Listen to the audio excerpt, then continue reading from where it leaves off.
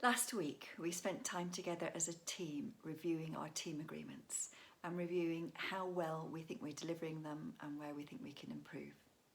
So we did this over Zoom, and Emily created a beautiful mural for us to work with, which was what are the areas that we think we're doing well in, that are working well, and what are areas that we think we could do even better in, what might not be working. So we all spent some time writing on the coloured post-its that are part of mural our ideas about what's working and not working, obviously from each of our perspectives. Then we shared them, looked at each other's, and then voted. We voted on the ones that we were proudest of, that we think we are developing and delivering on really well, and the ones that we want to pay attention to and we think we can up our game on them. And then when Emily shared the voting with us, there were a couple of clear areas that we wanted collectively to do more work on. And one of them was around asking for feedback. So here's my team agreements that I have with me on my bullet journal. And at the moment, our team agreement says we ask for feedback to help us grow and develop. But when we spoke, what we realised we were doing is each of us, mostly every week, was asking for feedback from each other or colleagues.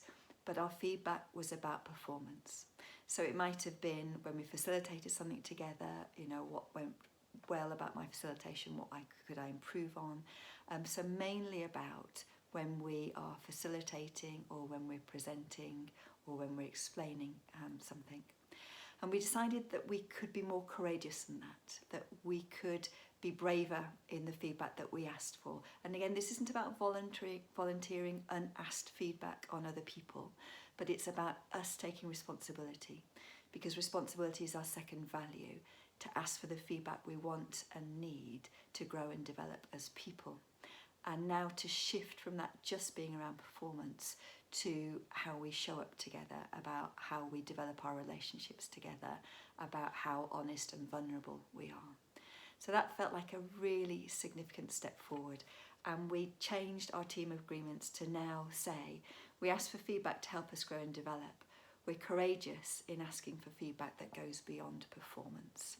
And I noticed even today in my conversations with Michelle that we were talking differently, and I asked for feedback about something that I wouldn't have asked for feedback on a couple of weeks ago. And then the other one that we wanted to change is around how we share failure and learning with each other. So at the moment, that usually gets shared on our Slack channel. So we're part of a wider leaders Slack channel. And on Friday, we have a failure and learning channel that we post something that we've failed at and what we've learnt from it over the previous week and wins. And the team said, it's great that we do that, but it's short and it doesn't give us an opportunity to really explore what happened in depth with each other. So we decided that we would bring it up as an agenda item or attention in our tactical meetings, that we'd see tactical meetings as an opportunity for sharing failures and learning, and to use Brené's words, to share where shame shows up for us, where guilt shows up for us, to be able to talk about that with each other and to look together at what we've learned from it. So therefore we've changed our team agreement that did say we share our mistakes with each other and we actively contribute to creating a culture of shared learning, transparency and trust.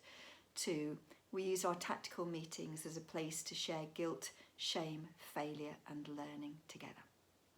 So for me, those are really good examples of us stepping up even further in our team agreements based on a good reviewing process where we both celebrated where we're proud of how we're doing together and acknowledged how we want to grow and develop and what that looks like for our team agreements.